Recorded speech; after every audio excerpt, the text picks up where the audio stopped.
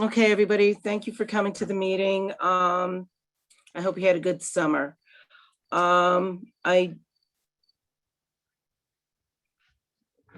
We did receive the minutes from July. Since we have a quorum, we can vote on the approval of the minutes. Does anybody want to do that? I make a motion to approve the July minutes as submitted. I'll second it. Okay.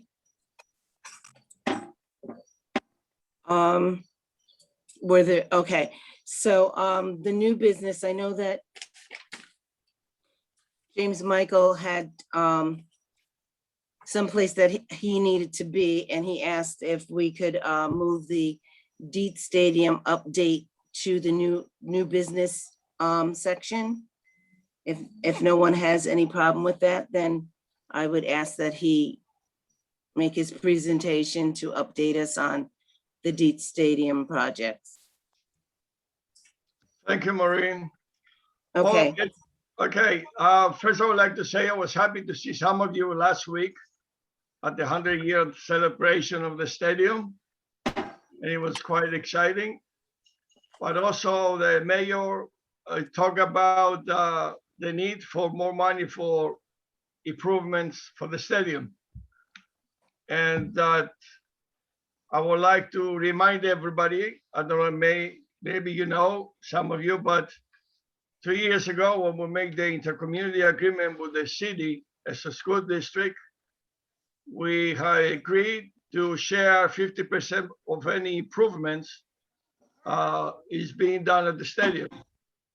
So I would urge, we all know that their work is needed. We have to upgrade the stadium. So I will urge you, Mr. Chabot, that is on the council, and you as a committee, to persuade all the council members to approve the bond that the city is looking forward to apply for the stadium improvements. So the amount is about 14 million, so we will be sharing about $7 million in expense.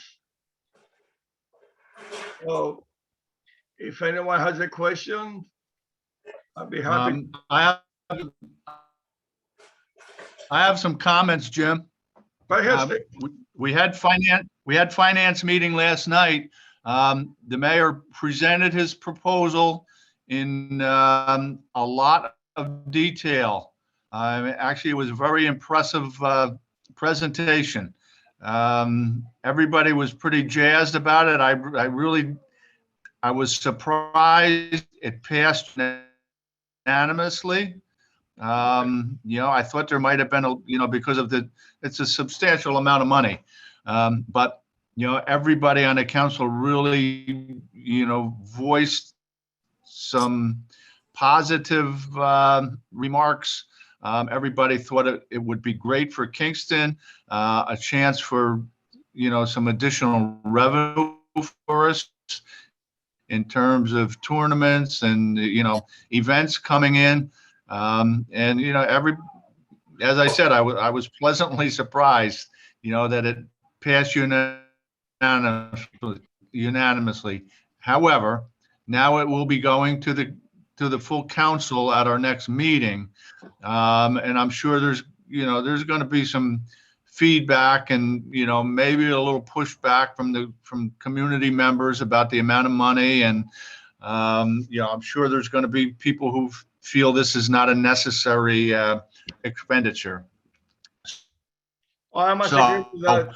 What I would suggest, say again, Jim? Yeah, I can imagine that. Yes, I must agree there will be some negative voices. You know what I mean? Not approving. Yeah. That. I have served on the Deet Stadium committee for 10 years almost. And I had it called 5 years ago that we had Bryant ladders, the engineers came up with right. And there was back then it would have cost us over $10 million to make the necessary improvements. Now, this plan, it contains a little bit more, but it's not like the amount it's of the charts, you know what I mean? So we have to take care of the stadium. The longer we wait, the more money will cost in the future. So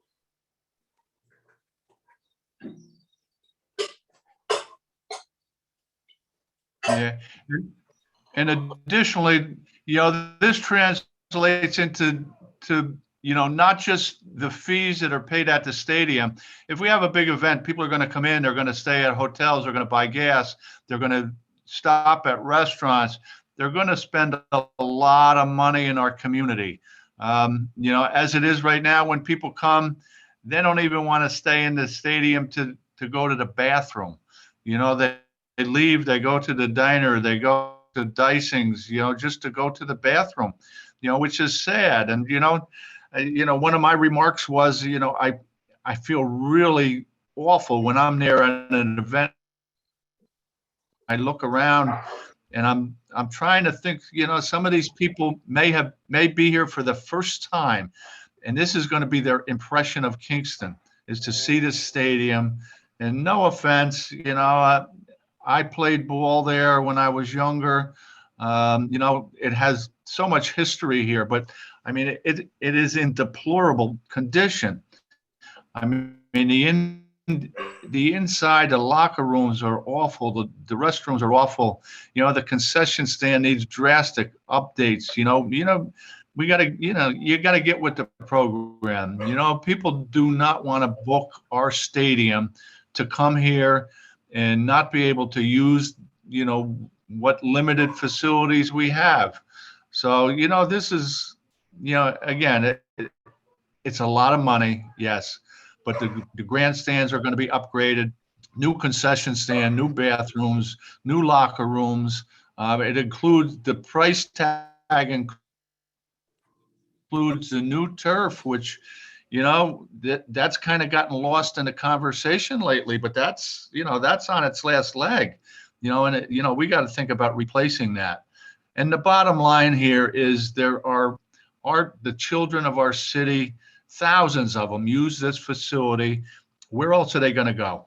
If we don't have this for them to play football and lacrosse and, you name it. I mean, there's so many sports going on here that occupy our kids' time and, kind of prepares them for college, and some of these kids get scholarships to go because, they excel at their sport. So, again, what I would like to see, we have public speaking before our council meetings, as you all know. I would love, I can't say this enough, I would love to see some people from the commission get up, and you don't have to be flowery, you don't have to go on. We only allow you like 2 minutes to speak, so you can't go crazy with it.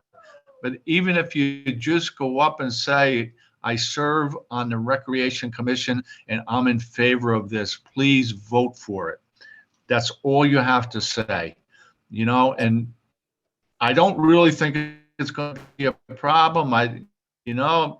Everybody that was there last night, as I said, was, not just, okay, they were really in favor of it.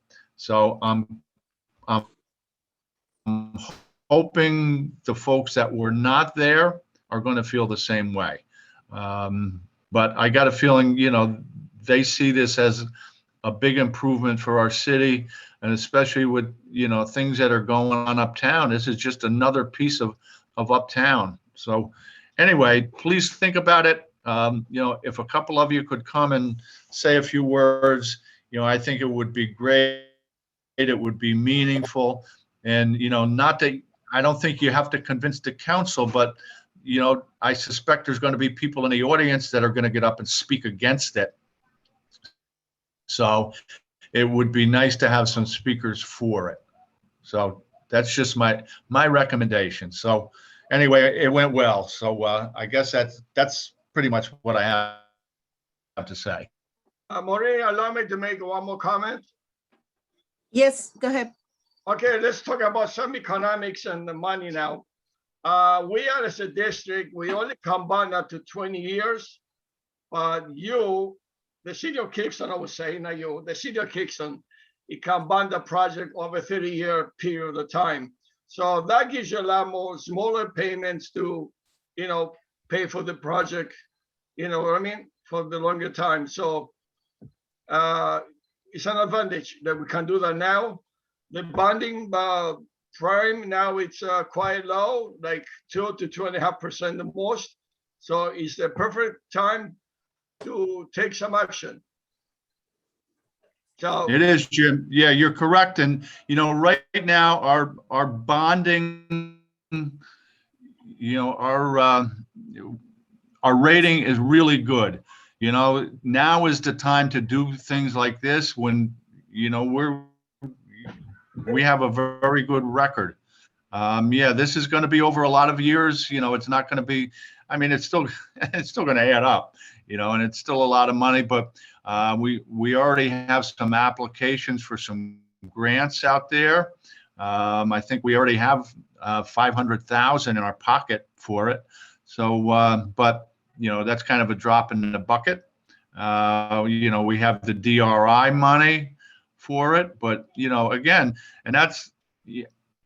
I've had to talk to a couple people because, people think that DRI money is going to cover all the expenses for the stadium. And that's simply, we didn't get enough. If the full 10,000 or 10 million, it still wouldn't cover this. So,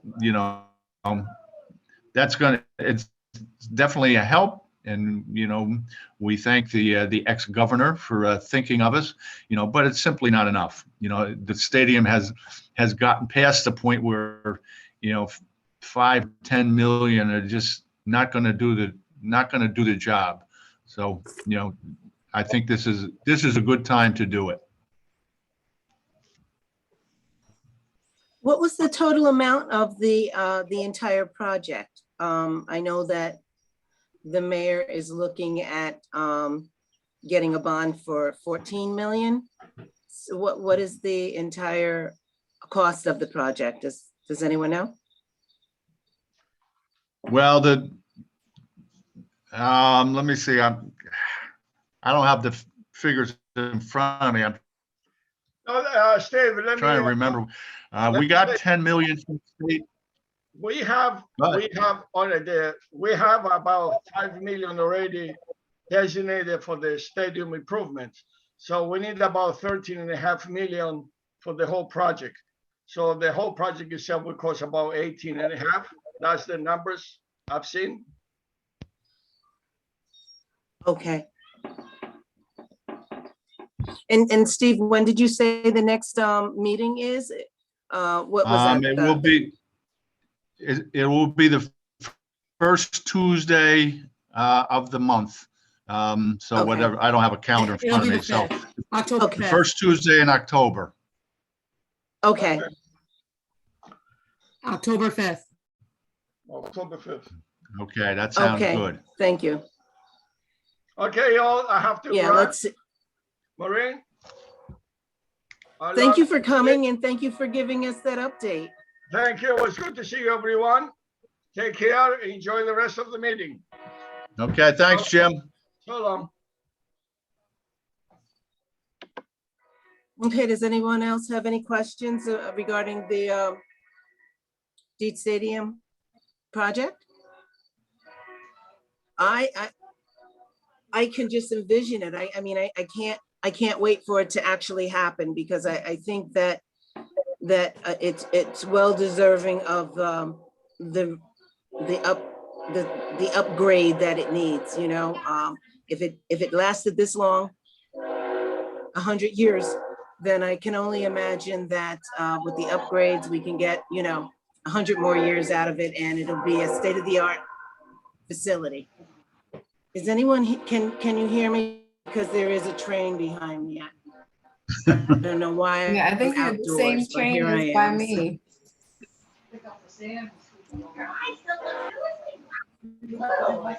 Sounds like you're sitting right on the tracks, Maureen. So we can move right along if there's no questions.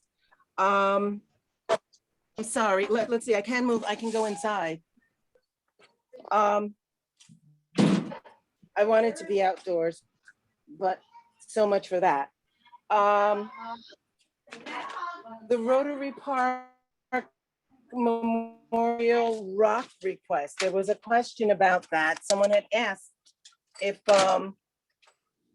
there could be a, some type of memorial So, yeah, I just placed want there to, for someone who, I want to kind of clarify this. So, our office got a request from a gentleman whose brother, just try to follow me on this. There was a man in 2010 that requested through the tree commission to have a tree planted in Rotary Park in honor of his girlfriend who had died. And so she had passed away. So now that man, his name was, hold on, I'm sorry, I can't hear. So the man whose girlfriend passed away, he requested for the tree to be planted. He has since passed away. And now his brother wanted to have a rock, like a memorial kind of stone placed next to that tree, to place his memory next to the memory of his girlfriend. So there's no, I mean, on my end, I don't necessarily see an issue with that concept. We ran it through the planning department though, to just try to understand if any of that falls with, it gets a little dicey when you start doing memorials because it falls into the naming and the naming policy and things like that. So I had put it on this, put this item on the agenda just to kind of see what everyone's thoughts are. The planning department kind of felt like this could be kind of opening a can of worms, just because it's not something that is typically brought up. And if it is, it seems like it should probably be going through the naming process. I mean, again, what's to say someone doesn't come and remove that and, or request that a stone be planted nearby for their relative. I believe that's why the policy was created. So either way, I wanted to make sure it was brought to the commission for discussion. And this man, the original person who requested the tree, he did go through the planning or the tree commission for the original tree planting.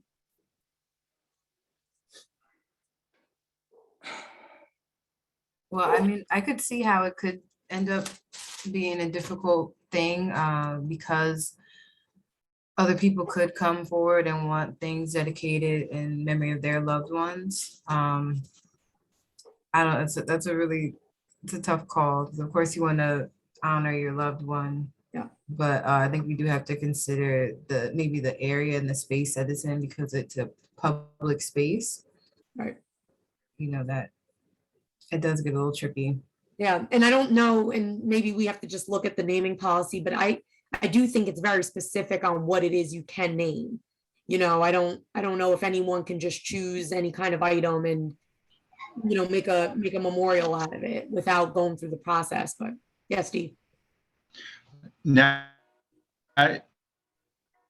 do they just want a tree or do they want a plaque near the tree? Are they looking for a sign or just a tree? They don't want they want a stone. They want and I don't know what kind of stone necessarily. Like, I don't know if it's like just a small rock, I would rather them just do that. And I'm fine with that. But if it's a headstone or some sort of larger item that says this is in memorial of, I just think that it can kind of go down that rabbit hole a little bit. So,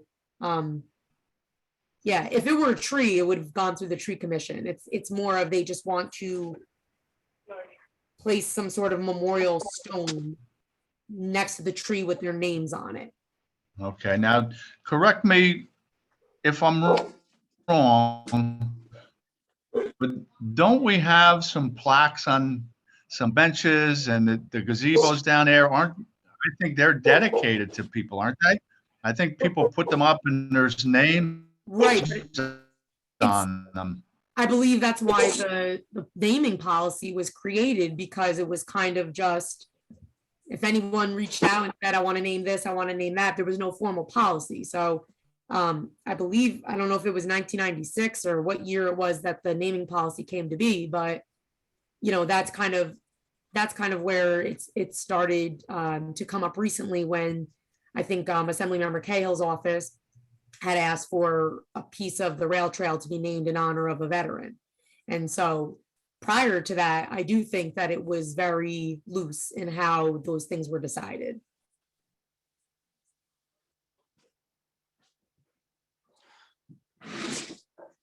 Yeah. Yeah, I don't know how that would work, you know, with people wanting to put stones and those type of things in the parks to honor their, you know, their past loved ones. Right. Like if it's I naming, just see it because, yeah, if it's naming an item, a street, a property, a building, that's what I believe the naming policy really covers. I don't think it necessarily yeah, covers in that, like, just objects throughout our facilities. A plaque, right. you know, naming a specific location or area in dedication to someone, you know, that I think has to go through the naming policy. Excuse me, I have a question. Is the tree there now? Yes, yes, the That- tree's been there yeah. since 2010. Okay, all right. Yeah. I don't think that we should allow to have a plaque or anything there. You know, I mean, we have already gone through the tree commission, you know, to get the tree Right. and to do it. But Mhm. I think like you just said, that it's opening up a big, huge picture here. Yeah. You know, I know a lot Yeah. of schools a lot of schools will plant a tree. If a teacher passes away, the family asks to put the tree there, but there's usually not a plaque or anything. You know, the tree is there. You know, I don't know. I just think Yeah. it's a huge can of worms. I don't, Yeah. you know, Yeah, sometimes there's like a small sign. in near memory of, Yeah, if it's near it, but this person is wanting a rock. So are we just approving or not approving if there's for the It's- naming process, or what are we deciding on? So I guess that's what's to be decided. Does this request even constitute as part of the naming? I don't know if what they're requesting falls under the naming policy. You know what I mean? It's not naming a specific location or park, or like we're doing the Ken Bryant Memorial, that we're naming a city location in Kenny's honor. Mhm. They are asking to place a memorial item with names on it at the tree that was originally planted, which with permission, the tree was definitely planted with permission. Yeah. But they want, now that the girl who passed away, her boyfriend who had the tree put there, he has now passed away, and his brother wants to have him memorialized with that tree. Does that, you know what I mean? Like, Yeah. so I'm not sure. So I figured that this would probably be something that we should just get everyone's input on.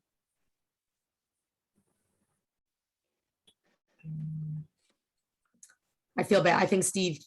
You know, I have. Lindsay, let me ask you a question. I got a text from Joe McDowell who says that he's muted. Are you able to unmute him so he can join? Or I don't know how that works. Are I you can, able so to? he's on the phone, so I can only ask him to unmute. I think he has to press something, *1 maybe. I can ask him to unmute. And that's Okay, about it. because I think he might be able to hear you. Yeah. Let's see. Maybe I can text him back and tell him to press *1. Yeah, because all it's letting me do is ask him to unmute, but I can't actually do it. Okay, *1. Okay, and as far as that tree memorial, I know that I have seen where there are some plaques that are made like bronze type of something that could be attached to the tree. Since they did plant the tree, maybe that's something that they can put up, the person's name or whatever they're putting up there, and maybe they can attach it to the tree. And just let it grow with the tree. I don't know, but yeah. I think I'm in that then agreement goes with, to the, like, it goes then back to the tree commission, because I don't know if there's any, I don't know, I haven't seen the tree, so I don't know if there's a plaque on there to begin with. I Yeah, think that the original tree was intended for one person who passed. Since then, yes, so I think you're then, I think it would have to go through another process if you're adding, I mean, yeah, I don't know. yeah, I mean, because maybe they can, I think that maybe we can bounce it back to them to take to the, to the, what did you, the tree, the tree commission, I guess, the would, tree commission, yeah. so. Okay. So, yeah, so I think that's a question that they've been waiting to hear an answer, some kind of response for, it's been a while now. Yeah. I know that it came up at another meeting, I think, so, yeah, I just To think that they unmute, have I'm to run sorry, it it's back. *6, by the way, *6. Star six, Yes. okay. Yep. Let me just tell him *6. Hello? Oh, there you go.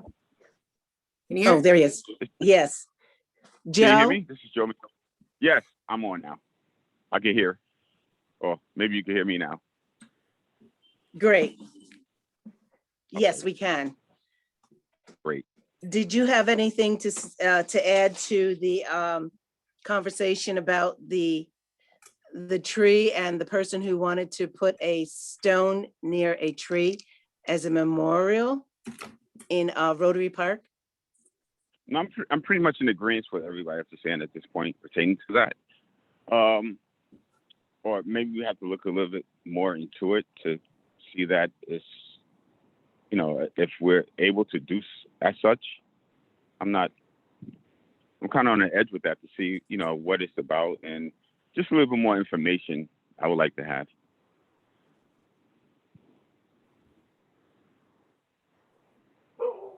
Yeah. I think that we should refer them back to the tree commission and see what advice they can get from them. I agree that I don't know too much more about it. And so I know that you also had stated that you wanted to mention something, you wanted to make a comment about Dietz Stadium, but you weren't able to, we weren't Yes. able to hear you because you were muted at the time. Does anyone Yes, have a I heard problem with us going back to the Dietz Stadium conversation?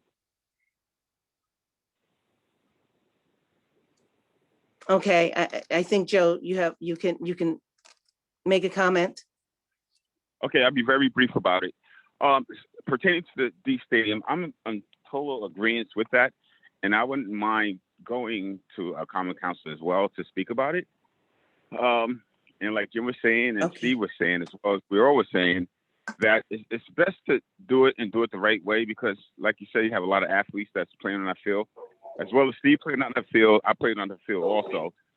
The locker rooms, I mean, they definitely need to be more and usable for players and whoever else that's on the field to use after activities. So I'm 100% agreement with the stadium, being rehabbed. It lasts a long time, but if we do it right, it's even better. You have some high schools that's even their concession stands even nicer. So I think we need to upgrade it and do it the right way. Real simple. I just want to be very brief about it and stating also as well that I'm in agreement with it, passionate, and I won't mind speaking on it as well. Great. I will put you down as a possible person to represent the commission in that regard. Great, Okay, thanks. thank you. Any other Sorry about comments that. before we leave that? That's okay. Thank you for being here. Okay. Lindsay, does that bring us to you? I think it brings it to the commissioners who went to visit our camps. Yes, that was a great idea that was proposed by Andrea. Andrea Dassi. Mhm. Yes. So, Andrea, how do you think that it went? I accompanied you to a couple of the parks. It was a really nice time to be able to go to the parks and see the kids and talk with the counselors.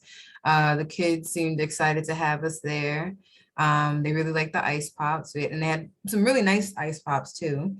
So they really enjoyed those, and they were really gracious about it, which is always nice. And we just were able to talk with them for a bit about different games that they like to play. It was just really nice to interact with them. I did speak with some of the counselors from each of the parks. And I don't want to specifically name the park that gave me the most information, but I did get some good information from them about food concerns. And from what they were telling me, I took some notes down. They were telling me, and I know that I guess the food is supplied from, I'm not, well, I guess somebody can shed more information about that, but a couple of the counselors were telling me that when the food does come, many times it is spoiled or expired. And they said that they weren't really too pleased with the taste, as the children weren't either, particularly with the fruits and the veggies, which of course we would think is something healthy for them, but maybe the condition that when they arrive, they say that they're not very edible, and they had Wow. pictures and things to show. They talked about the smell that comes out of the containers that the food is stored in, and that is really unappealing, which can affect your desire to eat it. And they're also, they mentioned some things that the kids might like bagel bites or different things, even though they said it seems like a great idea to have the food there, like the sandwiches or whatever is coming. They're saying that even if it is something that isn't in a better condition, which they're reporting that it's not in a good condition, that the kids aren't really, it's not appealing to the kids in general, because it's not something that they particularly want to eat, like string beans and different things. So I know that there's probably a lot of resources that are going into that. So I just think it's something that we should check into to make sure that, one, that it's edible, and that it's not going to waste, because it's not something that the kids want. Not that we have to, they have to have ice cream and stuff every day, but we shouldn't waste a bunch of food if there's a better option that they could have. So that was a big concern that a lot of them were expressing to me. I just want to chime in on that, because I think you and I had a conversation about the food, and that is important feedback to receive. And quite frankly, I would prefer to receive it in the moment so that we can contact the school district to discuss it, because that food should not be coming spoiled. It's certainly, it's one thing for there to be a disagreement about what someone wants to eat or prefers to eat, but the fact that it's spoiled, that's unacceptable for sure. I also know that there was a concern that at one of the parks, there wasn't enough meals that were sent. And it sounds like there was a request put in to send extra, just in case something like that happens. Also, if a kid missed the count, if didn't raise their hand or whatever, that is something that I plan to address when we have our follow-up meeting with the school district. I understand that they have to account for all of their meals. I'm sure they're working on a grant, and I understand there are certain requirements, but there should never be a chance that a kid does not have their meal just by error. I know there's always human error, but there should be backup for those situations. So that was an unfortunate thing to hear, but it is something that we do plan to address, but spoiled food is just, that's unacceptable. Absolutely. And I like you agree said, with that. was, oh, sorry. Mhm. No, go. That was, Go ahead. I didn't physically see it myself, but these, as I said, are the reports from the counselors that are there. Yeah. So, And I think that there can be some nutritional meals that are, you know, that are prepared for campers, for kids who are in a camp. But, you know, I don't know if I necessarily want to sit down and eat green beans and whatever else. I mean, they're at camp. I think it should be something easy to eat, some kind of finger food, something that kids like to eat. I don't know who's selecting the items that's being sent, but, you know, maybe there needs to be somebody who can represent, you know, from the rec department and the summer camp to say, this is what I think is more appropriate for, you know, for the kids who are at the camp. Yeah, and I think that when we do our, Andrew, I know, met with the chef directly. I don't know if he necessarily had say in what the menu was, but I know that he, you know, he carried forward the mayor's request that there was hot food. I know that was a big deal, and that I think there was a mixture of hot. Yeah, there was a mixture of hot and cold, but I do know in past years, there was a concern that some locations received hot while others only received cold due to whatever facilities were nearby, which, you know, I remember Steve feeling like that was pretty unacceptable as well, that the kids aren't getting, you know, each location should get the same options or be offered the same options. But that is a question that I'm gonna have, is what say does the city have in the selection? Again, I know that this is the school district's program, but if we're getting feedback that certain things are not popular, and I think there was a chef salad that was mentioned at Forsyth Park, and the kids were not happy about that. I don't know what that chef salad looked like, but that I know we should never have chef salad again. They were not having it.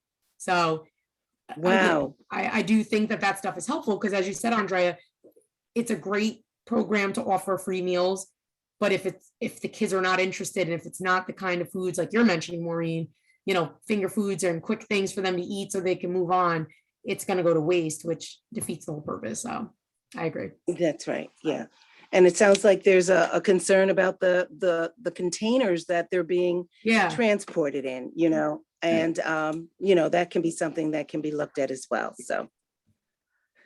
Otherwise, otherwise it was a good visit at the parks. I mean, I didn't get to have that conversation with the counselors. Thank you, Andrea, for having that conversation. I just got to talk to some of the children who are participating in it, and they seem to be having a wonderful summer at the parks. And it wasn't like anybody was dragged there kicking and screaming and not wanting to come.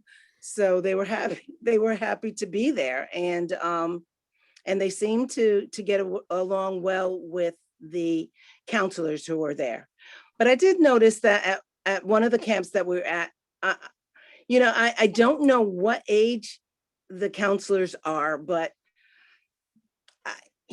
I don't know. I just think that some of them were not as responsible as one would want them to be, you know, as far as,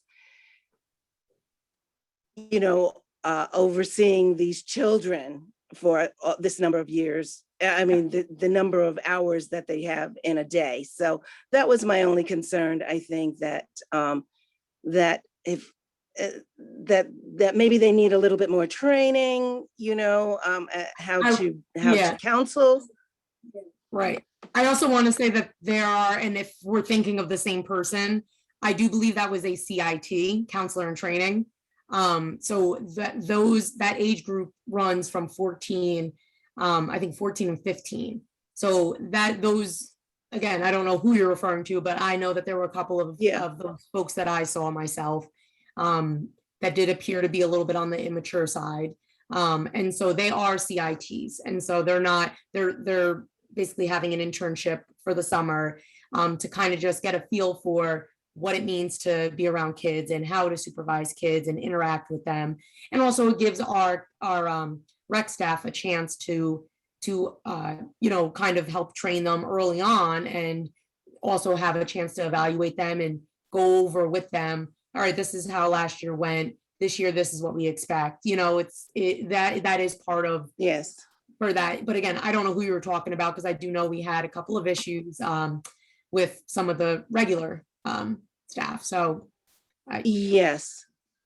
Because I do know that in one of the parks, I don't know, there was just one kid randomly roaming when everybody was kind of, gathered together to meet and to meet us as the commissioners. And so I was wondering, that's what made me think of, the counselors who are in charge.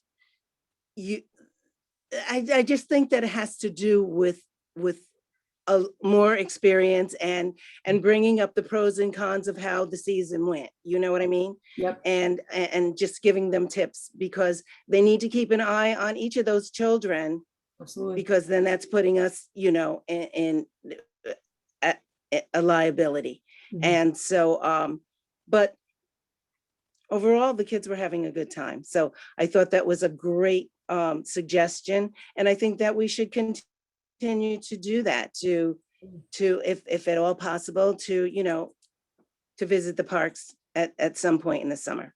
So. And our programs, our various programs, we have flag football starting up soon. Stop by a game and just see how it's going. It's fun to watch the kids being competitive and having a good time. So yeah.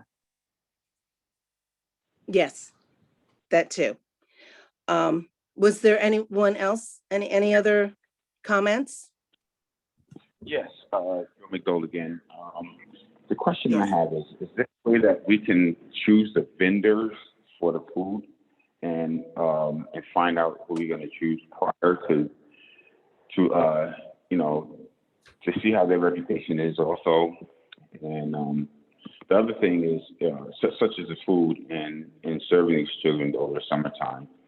The other thing is I have a question about is I think Lindsay hit on it also, as well as training the individuals prior to them actually, maybe a week or so prior to the camp, like teaching them skills, how to deal with kids, whatever. And at that time, if you feel, and maybe there should be like random role plays that could go on also as well to see if they're really fit for the job. Because they do that in the beginning of the year. There's usually about 2 weeks of training. Yeah, they have to go through what you just said, basically the same thing, role play type of situations. Someone is acting as the child, and then the counselor, how do you handle this situation kind of stuff. They also go through sexual harassment trainings, sensitivity trainings, things like that, CPR, first aid, all of those kinds of things as well. But it is still all the training, it still needs to be applied to real life situations. And that's where I think it sometimes tends to fall short. Okay, got you. Okay. And as far as the food that you mentioned, so the food program, this is the collaborative effort between the school district and the city. So it's the school itself that's making the food. It's not an outside vendor. So their executive chef is preparing the food and they deliver it to each of the sites.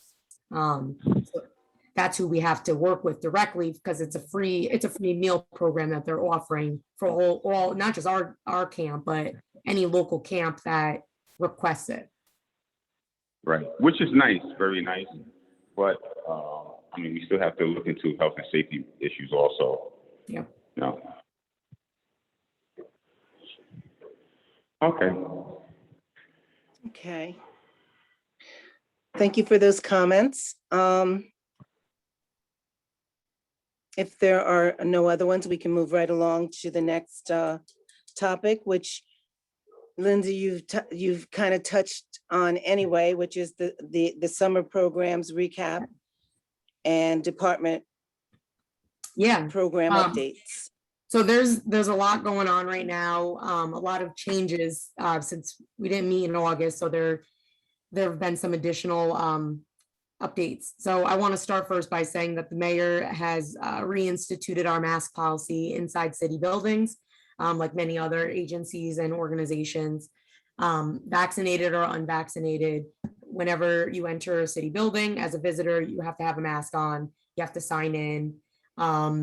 And for employees, whenever you are in a public space, meaning away from your desk or, you know, in the restroom, in the hallway, or interacting with someone from the public or another employee within 6 feet, you have to have a mask on. Okay. That, you know, unfortunately, that's just where we're at. Our numbers in the county are going up. And so until they feel comfortable with things going back down, we're going to be at this until further notice, which is also why we're back to remote meetings. So that was very short-lived. You know, so hopefully Yeah. things can clear up again, but this is in effect at least until January 15th. So it's not to say, you know, meetings in the department, like if you know, you stop by and want to have a meeting, you can still have an in-person meeting. This is for public meetings in general. So in addition to that, we were trying to do a pilot program for an over 50 basketball drop-in, not league, but just a drop-in on Wednesdays and Fridays for some of the other athletes that don't necessarily want to play with us youngins. I don't mean any disrespect to Joe. Lindsay. I was waiting excuse for you. You didn't. me. Excuse me. I know we're on record. I know Just we're on saying. record. All right. All However, right. We'll talk later. However- But the gym's open for you Wednesdays and Fridays, 12:30 to 2:30. But so with that, this we literally were starting on Wednesday, and that, you know, I believe they would have to wear masks inside the building. So I am still waiting to see if there's any sort of waiver or anything that the mayor is interested in discussing for some of these programs for vaccinated individuals. I'm worried that people are not going to feel comfortable playing sports, especially at a certain age, having to wear a mask. You know, it's an intense sport, and I can understand that might cause possible, you know, breathing issues or anyone who has asthma. And so I can understand they might want to opt out. So I am just going to see what our options are. If it is that, no matter what, they still have to have masks on, it may not work out this year, which concerns me for our over 30 league. Volleyball, I'm not sure. I mean, Andrea, you were a volleyball player, so you tell me if you think wearing a mask is something that would be difficult for that sport. I can't speak to that, but you know, I think anytime you're moving around, it's tough. So I don't know what that means for our indoor sports. But I suspect that if folks are expected to wear their masks while playing, that may reduce our.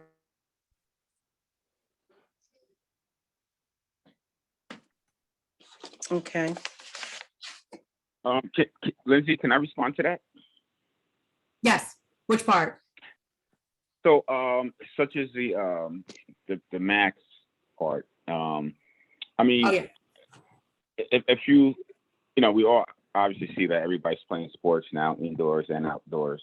But maybe if we could apply a strict policy, such as you're vaccinated, and you know, you could play if you're vaccinated, and maybe a week prior to the game, maybe get the COVID,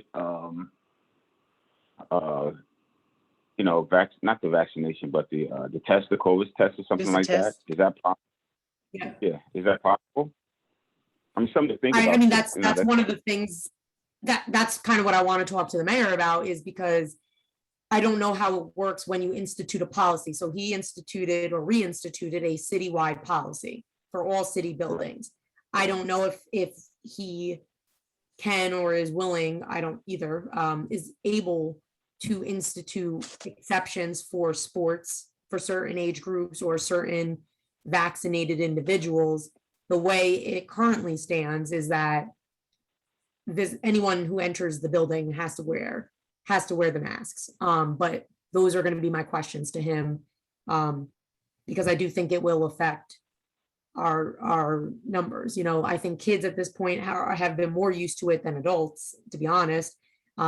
Tay Fisher, who is working with us in the county to do his teen league right now, before this even happened with the reinstitution of the masks, he already had made that a rule for his league itself, was that if you were playing, you have to have a mask on. And so even, you know, any kid, even because some of them are vaccinated and can be vaccinated, as this is more the 14 to 17 age group, they are still required to wear masks. And I think the discussion for that was more, he didn't want anyone to feel left out. And I can understand that if there's some kids that are vaccinated and others aren't, you know, you'd have some kids wear masks and others that were forced to, you know, I think he just wanted it to be clear across the board. And so the kids are playing with them on. It is challenging to remind them to keep them on, but I do worry a little bit about some of the older groups. It's understandable. I mean, if that could be a question that could be presented also, and Yeah. and like what's doing, if we kind of keep it consistent across the board, that will help also, you know. Yeah. No, I agree. Yeah, so That's that's something that what were you saying? No, that's just suggestions we could, you know, presenting to him as well. Yep, absolutely. All right, thank you. Yeah, and so I'm hoping that I'm hoping that helps. I actually don't know if I don't believe that this applies to outdoor sports, but I do need to check, because with flag football starting up, like last year, every kid had to wear their masks. I don't know if they have to this year or not, since it is outside. So that is something that I'll have to follow up on. But yeah, so as far as just a brief recap, I mean, I know you guys already touched on it. I don't want to necessarily be redundant, but our camps were at full capacity this year. I think that all things considered, it went well. We weren't able to do our usual transportation, kind of field trips and stuff. But pool days, you know, they were able to go to the pool. It unfortunately had to be staggered. So it was every other week versus every week, which is the usual. That was due to the pool's capacities with the health department and certain guidelines there. So we are hoping that next year things will resume to some sort of normalcy. So that way we don't have kids that can't get into camp, that there's not this long waiting list. You know, and that the pool can be visited every week the way it used to be.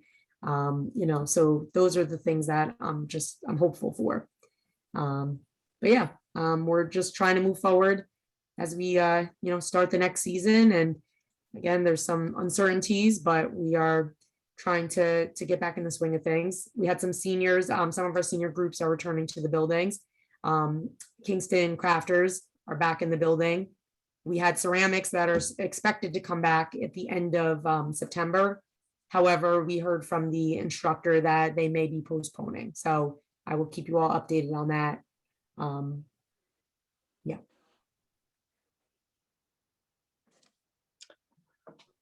Well, I think it was a good, you know, program that the rec department was able to offer, because a year ago, there wasn't anything going on. So, you know, so this was great, and you're doing a great job, Lindsay. Thank you.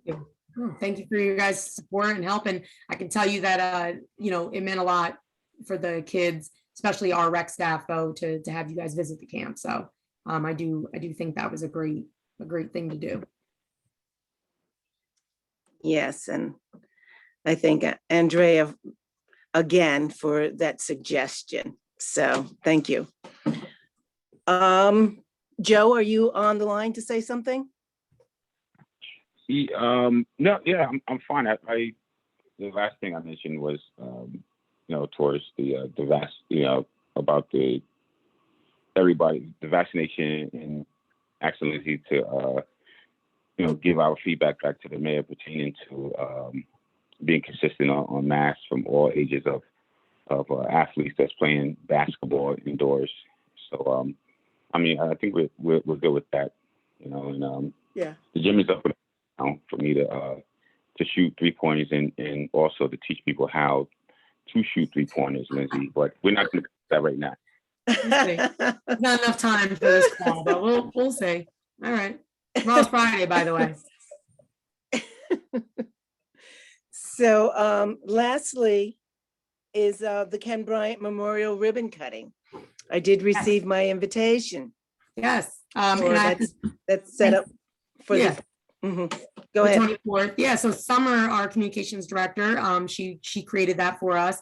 And we sent it to the family so that they could take a look. I do want to make it's more of an update to you, Maureen, because I have not had a chance to tell the others yet, but originally it seemed that the family did not want to have necessarily a basketball type of event. They have since changed their mind. Tyler, Kenny's son, has decided that he would like to be in charge of creating some sort of game, but with players that he knows had firsthand coaching experience or had been impacted by his father. And so I think that was part of what the concern was, is I think they didn't want it to be just a group of people that maybe never even knew Kenny. I think they wanted it to be kids and players that had a connection, whether he coached them or just knew them and a friend, a relative. I think that it means something to them to see the people and the kids and just players that Kenny has had an impact on. So I'm trying to make sure I keep in touch with them to make sure I'm getting check-ins and updates on how the teams are coming along, but it does seem that they would like for something like a game to be able to take place. So you'll Honestly, work with Tyler on organizing that? I actually haven't talked to Tyler personally. I've been communicating mostly with Kevin. It sounds like he has been speaking directly. I know Tyler is a busy guy, making hits and stuff. So I have not spoken with him, but it does seem like Kevin. Yeah. Joe, were you saying something? No, I think that makes a lot of sense for, there's a lot of kids that are adults now who Kenny really made a major impact in their lives. And it makes sense to have people there that he definitely made an impact with, because, I mean, they're very successful right now. Even other people that he mentored as adults as well. So that I understand that aspect of it as well. So I'm in total agreement with what is being done. But great job by the whole crew that we have here. And so I just want to remember, so we're doing there's going to be a sign going up with his name for the court. And is the plaque still happening, or is that? There was a separate conversation about a plaque at the Midtown Center. That is, I think Joe had gotten a quote from Fast Signs or Timely Signs. I can't remember which one it was. Yeah, well, actually, I believe Ron Woods had donated the plaque to be, I believe it was Timely Signs that Ron had dealt with for the plaque to be hung in the Midtown Center. Right, but didn't we need a quote or a design or something just to pick? Like, I thought we were picking at the plaque. I believe so. I think Ron spearhead at that time. He was spearheaded by Ron because he was doing the plaque himself. So I know it's kind of lost. I don't believe this, but I think we should speak to Ron about that as well. I contact him between him and Travis, and talk to Ron about that. About the particular plaque. But I know it's supposed to be made and put in the Midtown. I don't know when that part's going to happen. So I'll follow up on that between maybe after this phone call and then tomorrow, and I can get back to the chair and you also. Yeah, And the I'll money, put it on. the money is there though. He donated a $1,000 check. It's been submitted into the general fund. To be able to extract that fund, the new process is the more formal process is that you have to go to council. So we will be submitting Right. basically a budget transfer, Mhm. when the time comes to pay for the plaque. Okay. Right, exactly.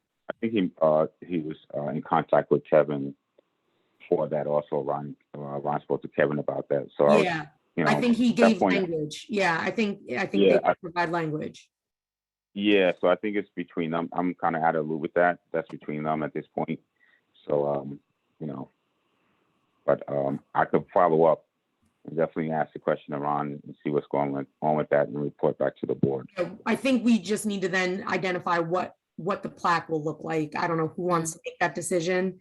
If that should be collectively the commission, if Kevin, I don't know who would, I mean, Kevin, and we can provide him with samples. I'm not sure. I mean, if the commission agree with what I'm saying, I think that maybe, Kevin, I mean, since him and Ron are really communicating about the plaque, it would be, more so Kevin's decision with that. I mean, correct me if I'm wrong or anybody disagree. I'm not too sure about that. I'll follow up with Kevin because I've been talking to him anyways pretty frequently about the actual the ribbon cutting. So I will follow up with him and just ask what the preference is, if he wants us to just pick it or if he wants to present it to his sister-in-law.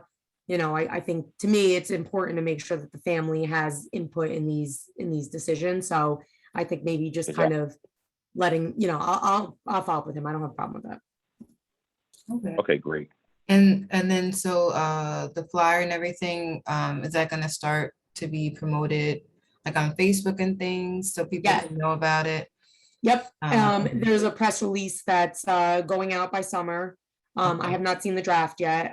I'm guessing she's trying to get quotes from either Kevin or from his sister-in-law. But she said that she would send me a draft when that's ready. Okay. And then the flyer, so the flyer will start to be promoted. I think typically we'd want to have the press release somewhat nearby when the flyer goes, just so people can, understand what exactly is happening. The flyer is just a brief when, where, what, all that. But I think that they would probably want the press release to be somewhat, even if it's a day apart from when we release it. So I will follow up on that. Yeah, as soon as possible. I know some of his friends, Kenny's friends, aren't able to make it just because they're going to be out of town or something, but still just at least to have people to know about it, of course, and they could, tell someone else if they can't make it, they can go in their place or something, but Yeah. the flyer looks really nice. I had another question, just quick. It's not related to the memorial, so I don't know if we're still on that topic. I don't want to switch it. Unless someone else has a question, I'm good. Okay, it just was, we talked about the summer camp. I just was seeing what was happening for the Roundout Center going into the fall. As there gonna be programs that are happening?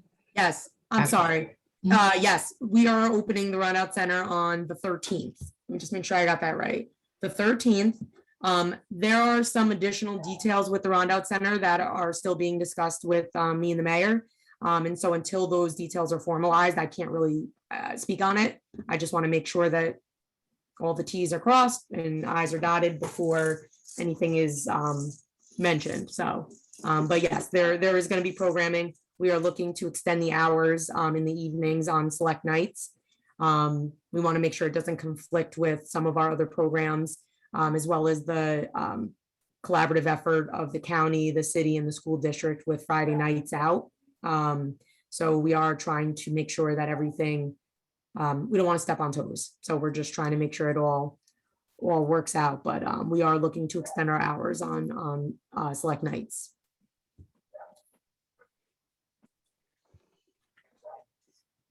Great. Um, Okay, can I- go ahead.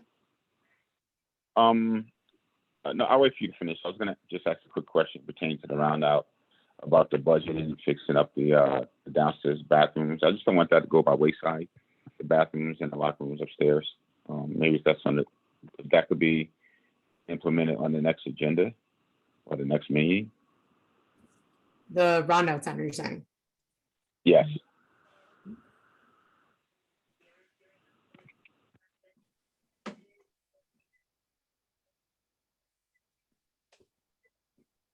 Yeah, I do know that the money from the CDBG application was rolled into a different project. I believe it was rolled into the Block Park paving project. We had a site visit with a contractor, and I know that the repairs for the bathroom ended up costing more than the money that was available. And so the mayor made the decision to combine the money that was left on the 2016 CDBG application into the Block Park paving project, which is expected to begin in October. That's understandable. Yeah, but that's not to say it can't be brought up again. I mean, we have a lot of CDBG money that we have to spend down. It's just a matter of the applications that are currently outstanding, that are running, that are meeting against that timeliness. Right. They have to spend that specific money down, and the amount of money that project came out to be, we couldn't cover it under the money that was in that year's application. Right. Okay. Yep. And a while ago, we also spoke about the some repairs in Midtown. Maybe that can happen as well. It's just some things I just want to just put out there while we're on record, so that it's not forgotten or put by the wayside as well. Yeah.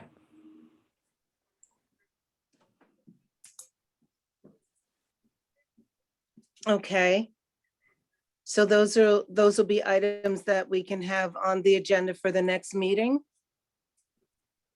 And if there's nothing else, any other comments, we can move right along to old business. Oh, can I And just, once again, oh, I'm yes. sorry, Jean, I'm so sorry. I just received, No. I received a phone call on Hutton Park today from a neighbor that lives on Grant Street. I'm sure you'll get to know her, Lindsay, but she's wondering about those big, huge boulders that were placed in the, what are they for? So we have received several complaints from the neighbors specifically, so I'm surprised to hear Okay. if anyone is not happy with them. Hutton Park has become a hotspot for large scale parties, not just on the weekends, but almost every night of the week. Okay. We've received pictures and complaints of people driving up off of the sidewalk through the lawn, damaging the lawn, and so we received requests from the neighbors to do something, and the only feasible option was to put the large landscaping boulders to stop people from driving up onto the sidewalk, onto the grass. Okay, great answer. Yeah. I'll give her a call. Thanks. Safety concern, yes. Thank you. Yep. Thank you, Nancy. Mhm. Yeah, thank you. So old business?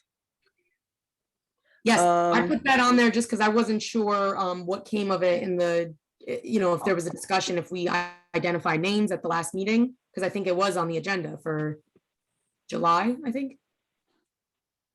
Oh, I believe was it so, not yes. discussed? So I don't know if we've recognized anyone. I mean, I don't know if we've come up with any names, definitively, anyway. So, does anybody else remember if there were any names that were suggested?